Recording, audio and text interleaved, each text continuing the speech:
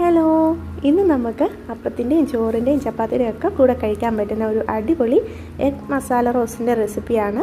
അതിന് വേണ്ടിയിട്ട് 2 table spoon oil ഒഴിച്ച് ചൂടായ ശേഷം അതിലേക്ക് 1/2 ടീസ്പൂൺ ഉലുവയും 1/2 ടീസ്പൂൺ കടുകും ചേർത്ത് നന്നായിട്ടൊന്ന് പൊട്ടി വരുമ്പോഴേക്ക് ഒരു വലിയ സവാള ചെറുതായിട്ട് അരിഞ്ഞും കൂടെ ചേർത്ത് നന്നായിട്ടൊന്ന് വഴറ്റിയെടുക്കാം. ഇനി അതിലേക്ക് ഒരു കൂടം വെളുത്തുള്ളിയും 2 പച്ചമുളകും ചേർത്ത് ആവശ്യത്തിന് ഉപ്പും കൂടെ ചേർത്ത് നന്നായിട്ടൊന്ന് ഇളക്കിയെടുക്കണം.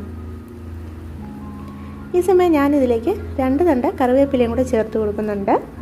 ഇനി ഇതൊന്ന് വാടി വരുമ്പോഴേക്ക് ഒരു 1.5 തക്കാളി ഇതുപോലെ ചെറുതായിട്ട് അരിഞ്ഞും കൂടെ ചേർത്ത് നന്നായിട്ടൊന്ന് വഴറ്റി ഉടച്ചെടുക്കണം. അപ്പം നമ്മുടെ തക്കാളിയൊക്കെ നന്നായിട്ട് ഉടഞ്ഞു വന്നിട്ടുണ്ട്. ഇല്ലാത്തത് നമുക്കിതുപോലെ ഒന്ന് തവി വെച്ച് ഉടച്ചു കൊടുക്കാം. ഇനി ഇതിലേക്ക് പൊടികളായിട്ട് 1/2 ടീസ്പൂൺ മഞ്ഞൾപ്പൊടിയും 1 ടീസ്പൂൺ കാശ്മീരി ചില്ലി പൗഡറും 1/2 ടീസ്പൂൺ ഗരം മസാലയും കൂടി ചേർത്ത് അതിൻ്റെ പച്ചക്കുത്തെല്ലാം മാറുന്നവരെ നന്നായിട്ടൊന്ന് മൂപ്പിച്ചെടുക്കാം. ഇപ്പോൾ ഇത് നന്നായിട്ട് മൂത്ത് വന്നിട്ടുണ്ട്. ഇനി ഇതിലേക്ക് ഞാനിവിടെ കുറച്ച് പുളി പിഴിഞ്ഞതാണ് ചേർത്ത് കൊടുക്കുന്നത്.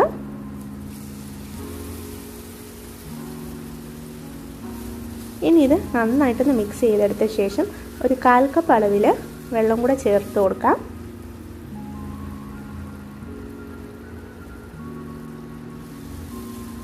ഇനി ഇതിൻ്റെ എരിവും പുളിയൊക്കെ ഒന്ന് ബാലൻസ് ചെയ്യാൻ വേണ്ടിയിട്ട് ഒരു 1/2 ടീസ്പൂൺ പഞ്ചസാരയും കൂടെ ചേർത്ത് ഇതൊന്ന് വറ്റിച്ചെടുക്കണം.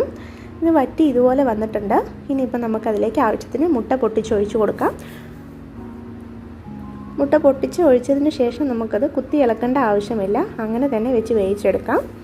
അപ്പോൾ നിങ്ങൾക്ക് ഇങ്ങനെയാണ് ഇഷ്ടമെങ്കിൽ ഇങ്ങനെ തന്നെ സെർവ് ചെയ്യാവുന്നതാണ്. അപ്പോൾ ഞാനിതൊന്ന് തിരിച്ചിട്ട് കൊടുക്കുന്നുണ്ട്. ഓരോന്നും ഇതുപോലെ നമ്മുടെ ഉണ്ണി പൊട്ടാതെ തന്നെ തിരിച്ചിട്ട് കൊടുക്കാം.